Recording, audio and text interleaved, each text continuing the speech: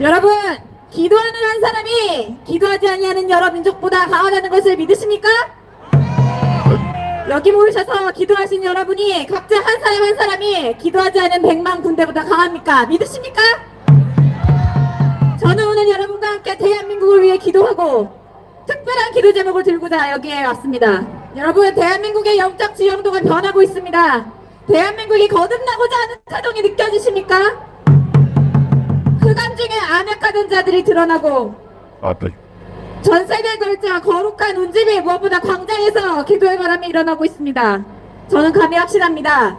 곧 대한민국의 시간이 올 것입니다. 대한민국의 때가 임박한 데에는 바로 이 자리에서 주말을 반납하고 기도하시는 여러분이 계셨기 때문입니다.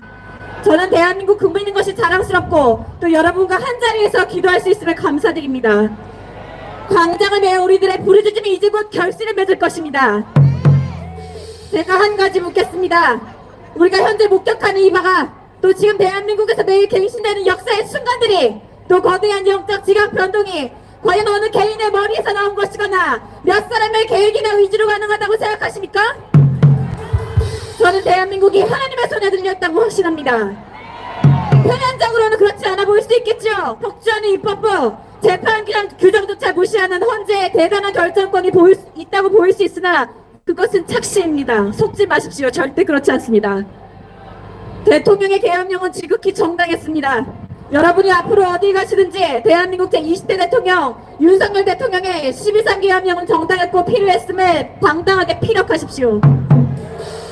탄핵을 반대하면서도 계엄령을 비판하거나 조기대선을 운운하는 것은 비논리적일 뿐 아니라 지금도 옥고를 치르고 계시는 대통령의 무국충정을 왜곡하는 것이고 나아가 대통령과 대한민국 헌법 규칙을 지키겠다는 일념으로 자기를 던져 그 대가로 지금도 구치소에서 영어의 몸이 된 63명의 애국구민들을 버리는 것입니다.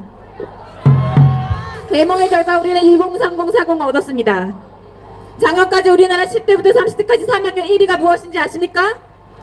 자살이었습니다. 하루 20시간 10년간 배다리를 해도 집을 살 수 없고 결혼하여 가정을 이루는 것을 꿈꿀 수 없었던 우리 청년세대가 마약과 음주, 게임 등 각종 중독에 내몰렸죠. 아름다운 청년의 때 그 어떤 소망과 비전도 품을 수 없었던 세대들이 클럽 가는 것보다 대통령을 지키는 집회 앞에 가서 시위하는 것이 더 의미있고 신나고 재밌다며 자발적으로 자리를 박차고 나왔을 때 여러분 가슴 떨리지 않으셨습니까?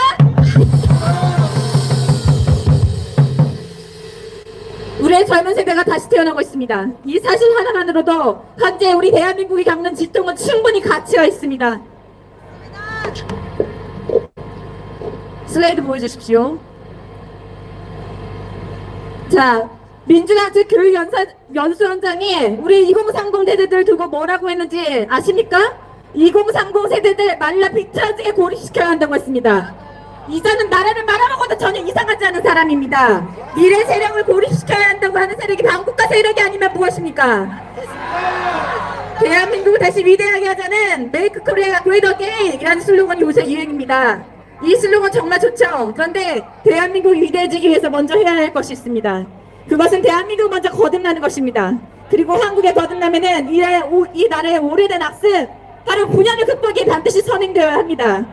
진정한 통합은 선거 직전에 25만원씩 나눠주는 매표행위 같은 싸구려 저질스러운 포퓰리즘 정책으로는 절대 불가능합니다.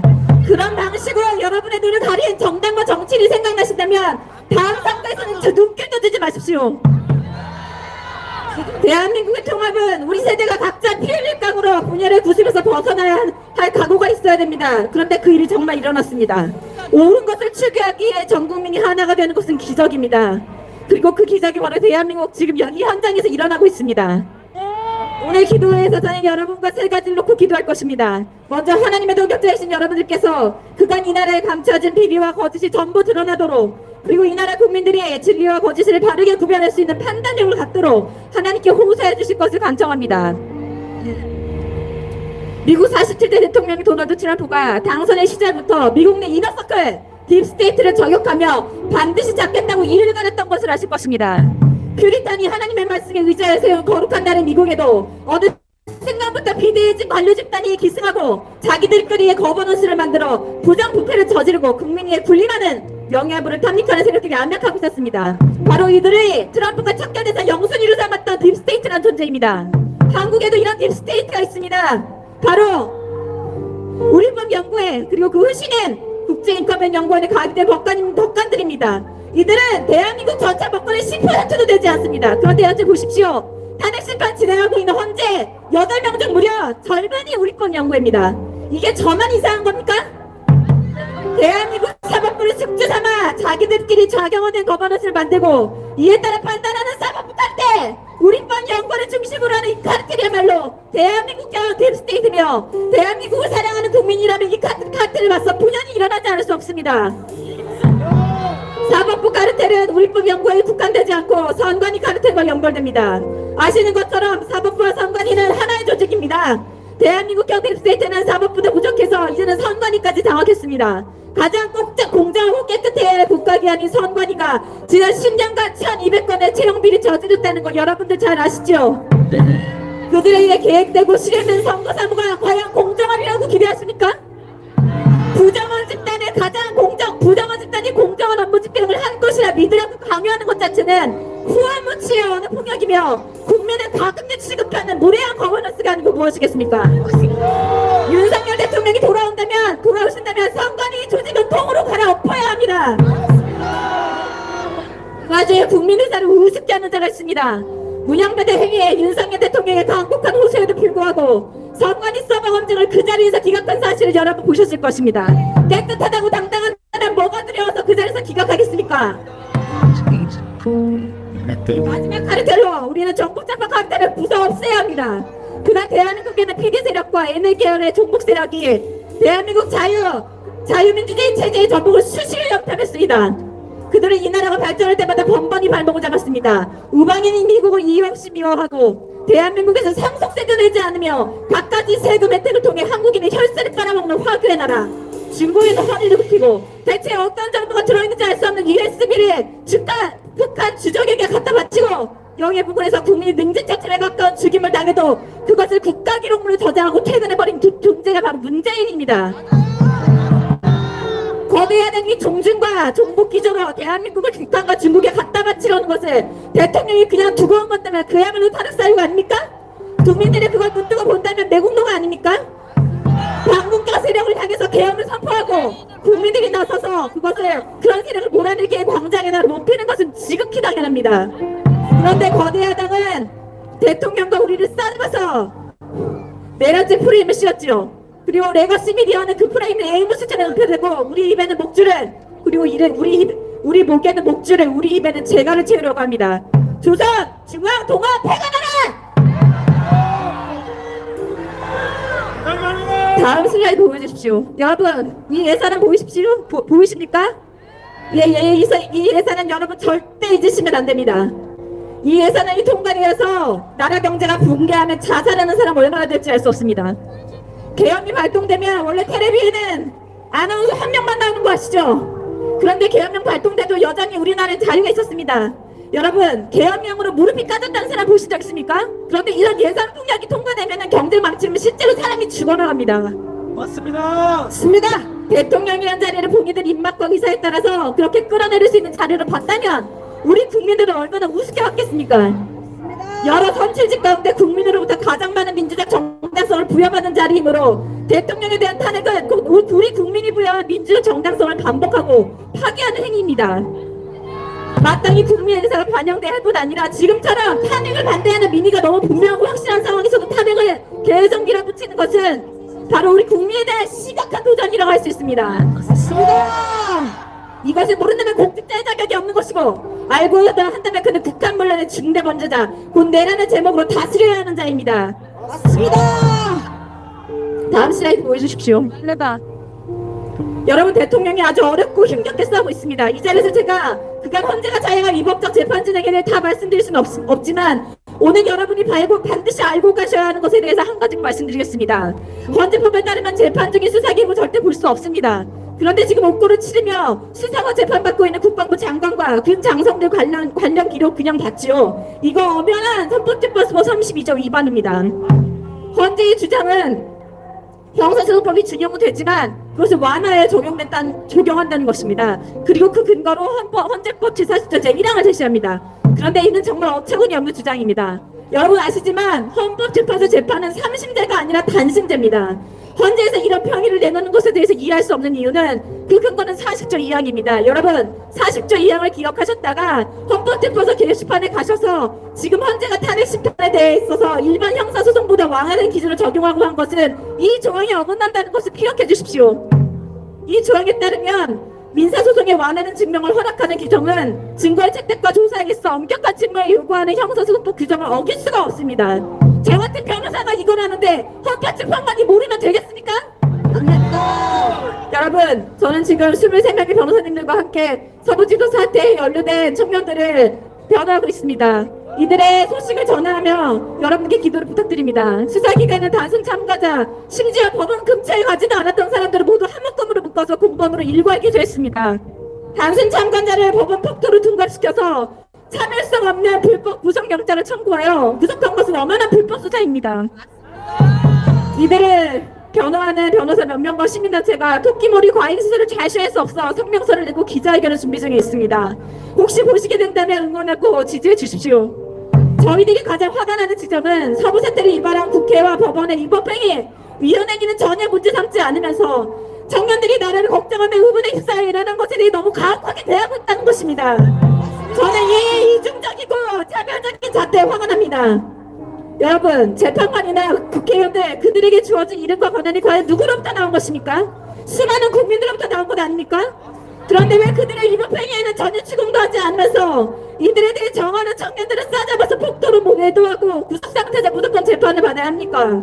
이런 이중적인 잣대가 하나님께서 요구하시는 공의와 정의에 부합하기나 합니까? 심지어 이들을 향해서 극우 세력과 확신범이라며 모욕하는 발언은 서슴지 않고 있습니다. 무엇으로 이들을 극우 세력과 또는 확신범으로 단정합니까? 단 대통령 탄핵 반대하고 반국가 세력 찾기를 주장하고 체제를 전복하려는 세력들을 겨냥하면 극우입니까? 그러면 안중근 의사와 이관전 열사, 김구현생도 극우입니까? 서부법원 사태는 그래도 사람에 대한 행위는 아니었습니다. 일정 깨고 청산회에 진입하긴 했지만 다친 사람이 한 명도 없었습니다. 광화 80년대 한 청년 어땠는지 여러분 기억하시죠? 사람 얼굴에 대고 화염병 던지고 불을 지른 단체입니다. 그런데 이들에 대해서는 미래가 걱정된다는 이유로 저는 훈방도 주었습니다. 왜 보수 외국 국민들에게 이런 기준 적용해주지 않습니까? 왜 맨날 좌파만 가지고 민노총 가지고 페미니스트를 가지고 동성애자 봐주는데 왜 성실하게 자기 살다가 의문에 걸쳐서 한 번 나온 청년들에게는 이렇게 매질입니까? 슬라이드 보여주십시오. 여러분, 제가 부산에서 했던 말이 있습니다. 우리는 많이 화가 났지만 분노로는 나라를 구할 수가 없습니다. 그리고 이 생각에는 변함이 없습니다. 지금 우리는 남녀의 세 번째 왕이었던 아사처럼 기도해야 합니다. 절대로 사람이 주를 이기지 못하도록 기도해야 합니다. 또한 예레미야 경고처럼 통일장이 되신 하나님의 손에 들린 진흙 같은 대한민국을 위해 기도해야 합니다. 하나님께는 열방의 통수에 물 한 방울 같다고 하셨습니다. 나라를 위한 기도는 나라의 왕회가 아니라 새롭게 되는 것에 초점이 맞춰져 있어야 합니다. 여러분, 정부, 종중, 이게 여기에 미쳐있는 국회의원과 국회 믿으시죠? 자경화된 판사 몇 사람의 숙주화되어버린 사법부 믿기 싫으시죠? 국민이 준 권한으로 비리 저지르게 바빴던 선관위 버리고 싶지 않습니까? 그런데 여러분, 이 기관들의 정상화를 위해 기도해 주십시오. 지금 이로는 대통령부터 아래로는 미성년자까지 구속되어 있습니다. 나라가 정상화되기 위해서는 탄핵 기각이 무엇보다 시급합니다. 재판석에 앉은 자에게 판결의 영으로 임하시는 하나님의 주권으로 사법부와 헌재를 주관하셔서 그들이 잘못된 판결을 내리지 않도록 기도해 주십시오. 또 대통령이 복귀하여 선거 시스템을 바로잡고 반국가 세력을 몰아내는 일을 끝까지 완수할 수 있도록 기도하여 주십시오. 또 이듬없이 지금 영화에 봉인된 많은 애국 국민들을 위해 기도하여 주시기 부탁드립니다. 마지막으로 한 말씀만 올리고 내려가겠습니다. 저는 과거의 위대함이 재현되는 수준을 넘어 이 나라가 아직 단 한 번도 경험하지 못한 위대함의 절정을 맛보고 전 세계가 부러워하는 부국강병의 나라로 바로 설 것이라 믿습니다. 그리고 저는 반드시 살아서 그런 대한민국의 모습을 보기를 영원합니다. 이를 위해 대한민국은 먼저 하나님의 은혜로 거듭나야 합니다. 대한민국이 미국에 이어서 하나님을 예배하는 나라가 될 때 대한민국은 과연 우리의 상상과 기대를 소원할 것입니다. 저는 그것을 위해 기도하고 있고 여러분의 동참을 호소합니다. 여러분이 기도하면 현실이 될 것입니다. 감사합니다. 네, 감사합니다.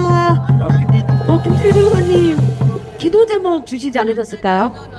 네, 세 가지 주셨는데 여기서 기도하시고 내려가실까요? 네, 그러면 찬양 같이 하시면서 예, 통성으로 기도 같이 한번 하도록 하겠습니다. 찬양 걸어주세요. 전능하신 하나님 감사합니다. 하나님, 이 나라가 국회나 사법부의 손에 들려있는 것이 아니라 하나님의 손에 들려있으면 중서부입니다. 주님, 그간 이 나라에 암약하던 세력들, 거짓들이 드러나게 하시면 하나님 찬양합니다. 아버지, 우리나라 국가기관에 좌경화된 카르텔이 있습니다. 하나님의 손으로 뿌리 뽑아 주시옵소서. 윤석열 대통령이 하나님 구치소에서 성경을 읽고 있다고 합니다. 하나님 그를 붙들어 주셔서 반드시 복귀하여 이 나라의 반국가 세력을 척결하는 임무를 끝까지 완수할 수 있도록 도와주옵소서. 주님, 마지막으로 지금도 이름 없이 획도 없이 이 나라를 위해 기도하고 있는 수많은 국민들이 있습니다. 특별히 서부지법 사태로 구속되어 있는 64명의 청년들과 애국 국민들을 위해 기도합니다. 주님, 이들이 곧 석방되어서 자유의 몸으로 돌아올 수 있도록 역사해 주십시오. 이 나라를 하나님께 올려드리며 감사드리며 예수님의 이름으로 기도합니다. 아멘. 자, 여러분, 우리 변호사님 뜨거운